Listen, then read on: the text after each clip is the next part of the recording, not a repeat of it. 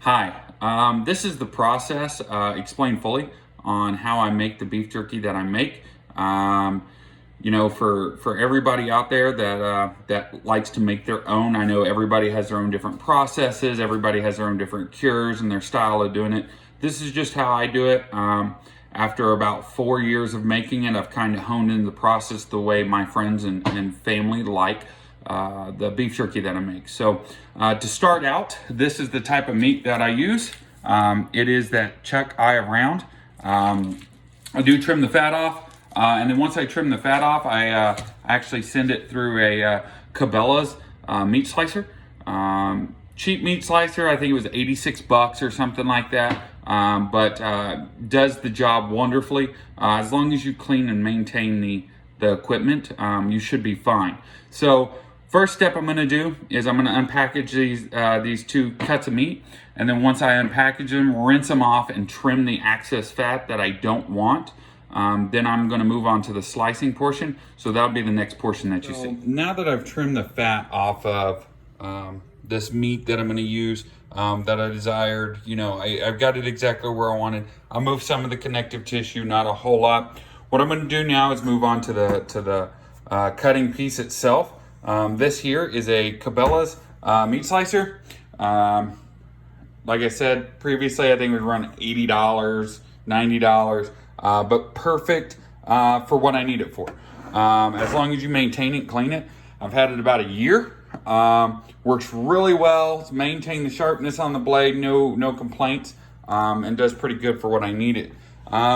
For the actual slices, back here on this thickness gauge, I actually go to about 6.5, 7 area for my meat cuts, maybe a little bit thicker, giving you that thickness right there. What I'm going to do is I'm going to video cutting a few pieces of the meat, and then after I'm done cutting the meat itself, what I'm going to do is I'm going to actually move to 2 pots.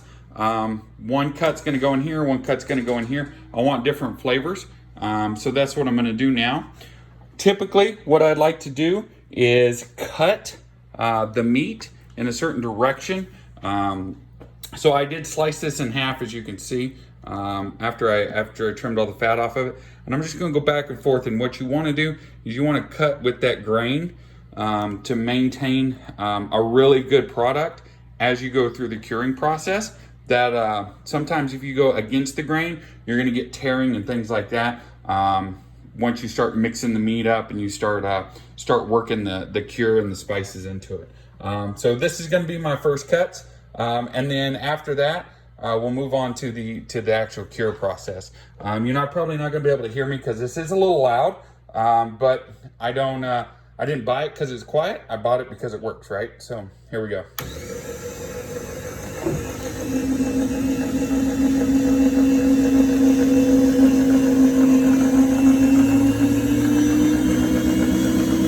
So that's about the thickness of the cut that I want, and I'm just going to continue that process until I get all the meat cut, and then we'll move on to the process of actually seasoning everything.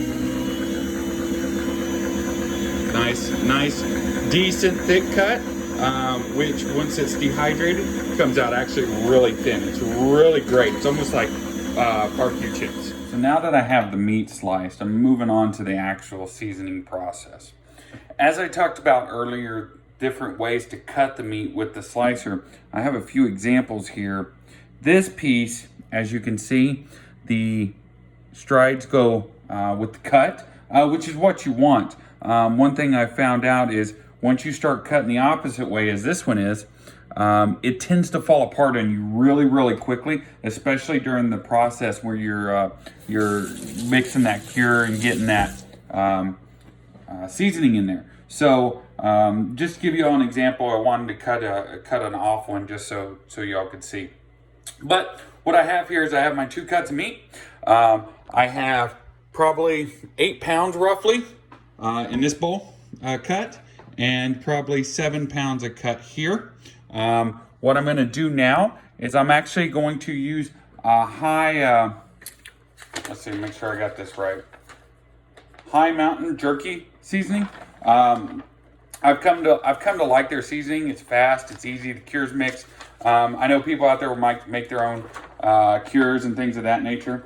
But within it, it actually gives you the mixing instructions on how much to mix with how much weight of meat. And for here, it says for 4 pounds, you want to use 2 tablespoons and 2 teaspoons of cure. I have roughly 8 pounds in this one.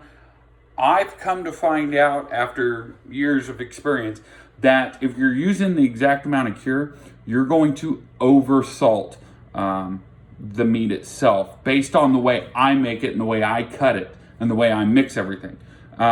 So what I do is I typically cut it in half and just go just a tad bit above that. So if it's calling for 2 tablespoons and 2 teaspoons, I might do 2 tablespoons and 3 teaspoons for 8 pounds. I don't let it set very long, specifically for the reason that I'm going to throw it immediately in the dehydrator and start that process. But I do have the cure here, and then for mine, I typically make an Inferno blend, and for my wife, I make a pepper blend. So what I'm going to do now is I'm going to mix the actual cure in here with some water. Roughly about a cup of water is what I use in these mason jars, and then I'll mix the cure and the seasoning in this. I'm going to dump it in the meat, and then I'm going to hand knead it all in. I'm going to let it set for probably 10 minutes. Do it again. Make sure it just has enough moisture in it to make sure all the meat's getting covered and consistently. And then we're going to take it out and put it on the dehydrator. Okay, so what you can see here is I have the different spices that I'm going to use. At the bottom there, the sandish color is the cure. I have the Inferno seasoning on top of that. I did add a little bit of garlic powder. I like to add the garlic powder to it. And then I also, on the very top there, added some ground cayenne pepper. For my wife's, I did the same, almost. You got the cure, you got the pepper seasoning, a little bit of garlic, and just a tad bit of cayenne for flavoring. So I'll fill this up with about a cup and a half of water. Mix it real good, and I'm gonna just dump it straight in the meat. And then I'm gonna start hand kneading it in there. And then I'll add a little bit of water as necessary, just to make sure everything gets a nice consistent coverage. I'm gonna do that for both cuts of meat. And then what we're gonna do is we're gonna move it to the dehydrator. Okay, so now that I have the spices added to the meat, I've kneaded it all in. I got consistent coverage for every slice. Some of those slices you're gonna have to pick up, turn over, open up to make sure that you get a consistent spice on all sides of all the slices of meat that you've made. I now advance it to the Cabela's dehydrator. What I have here is a Cabela's 80-liter dehydrator. Currently, it's at 111. It's supposed to be at 160 here shortly. I got it on 23 hours roughly is the time frame I'm looking for. And then you just add the racks in. I do have my spicier meats on the bottom, and then working my way up to the just regular peppered. But I put it in there for about 8 to 12 hours. It'll eventually start to dehydrate, and that process will accelerate. I do swap the racks around periodically to kind of help with that dehydration process. And then after that, it's just cleanup.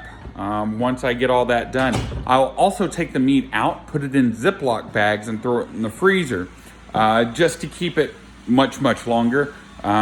We snack on it periodically throughout the day or throughout the week, and throw it in the freezer. I've come to find out with even the rest of the moisture, which is very little that's still in there, it freezes it and almost comes out like potato chips. Super good.